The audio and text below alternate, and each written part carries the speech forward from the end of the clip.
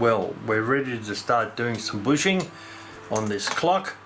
We've got 4 of them that need to be replaced that are a bit sloppy.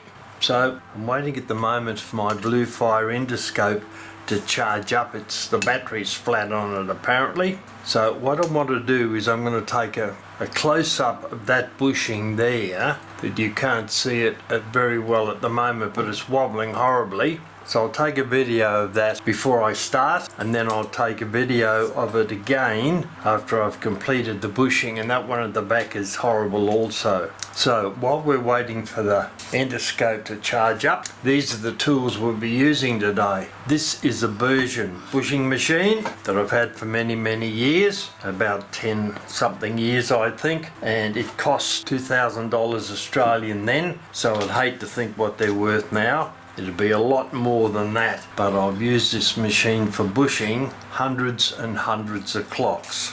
So this is the basic bushing machine. All the different parts that we use for the bushing operation go into that tube there, and there's a grub screw there that you may or may not be able to see, and they're tightened down with a small screwdriver. And I'll run through these one at a time. This is the first tool we're going to use. It's a center finding tool. That goes up in there, gets tightened down. Then we lower that down onto the plate and find where the center of the hole is in the bushing. That works if the bushing is still pretty round, but if it's elongated, then I'll show you in a drawing in a moment how we solve that problem. In a well-maintained clock movement, bushings look like this. Well, a round version of that.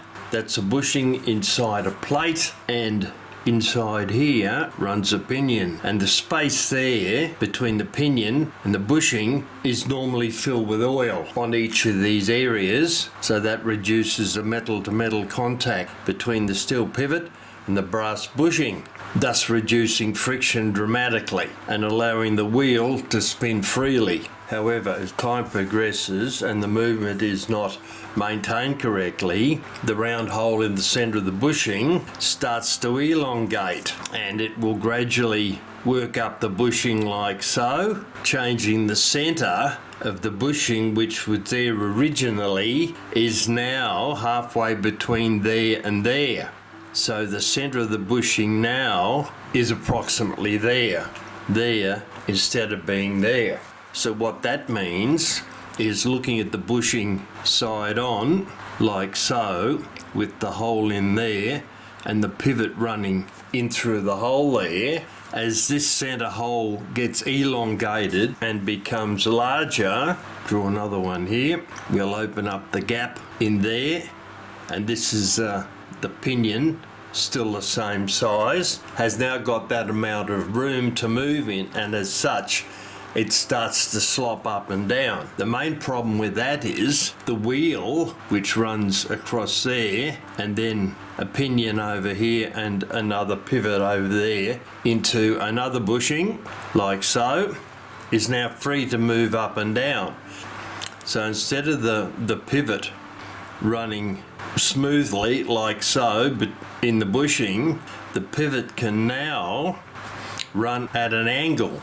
And as it's running at an angle, like so, it's wearing away the top piece of the bushing here and the bottom piece of the bushing there.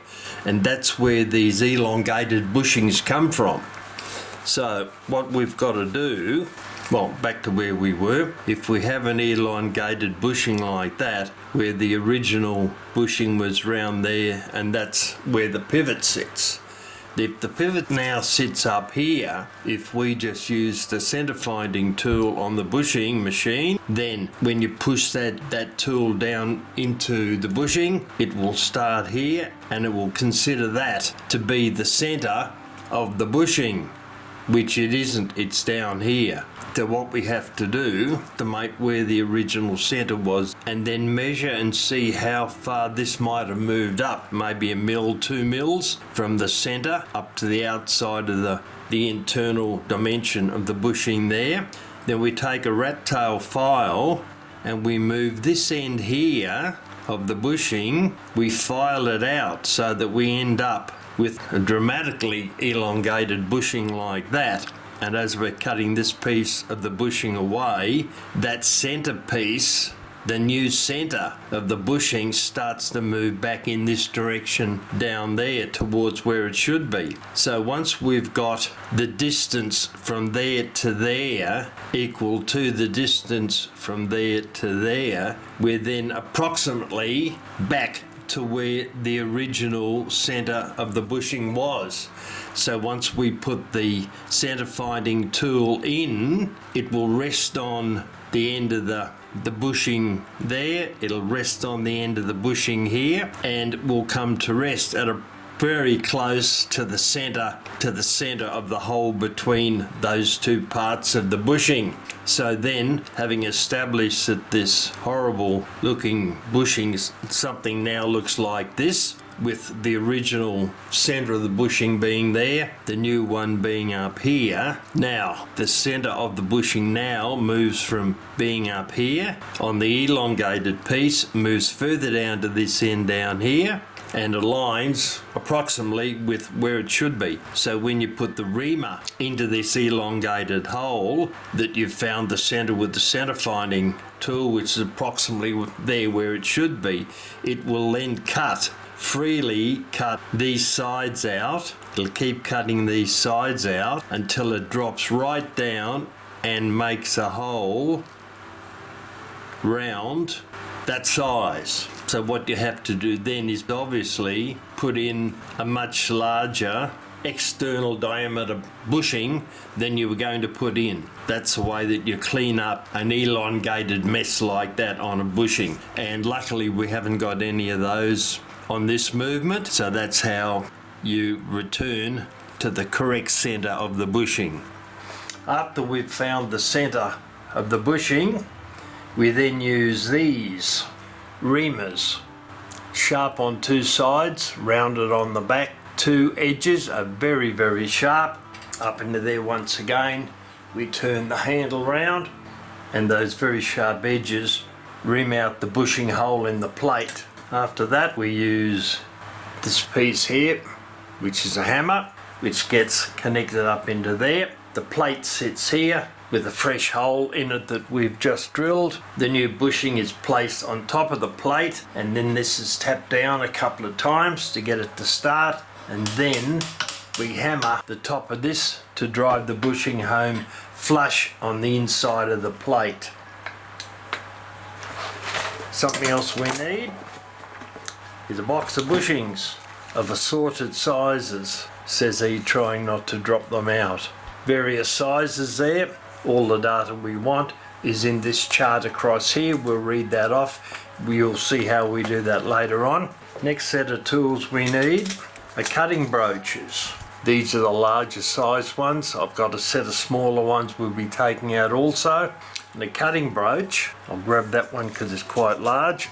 That's a cutting broach. It has 5 sides, and this is what we use to open up the bushing once it's in the plate so that the pivot can spin freely in it but without too much movement. And these various sizes are used to open up to various dimensions. These are the small ones, heaps smaller than the last lot, and how we use them, we place them into a thing called a pin vise, which is one of those. It's got a small chuck in the end there. We open it up and push the broach into it. Then we turn the body round, which holds the broach securely, and I'll show you how we use it later on.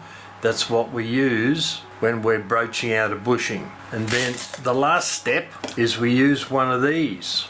These are burnishing brooches, made of very, very hard material, and they're perfectly round.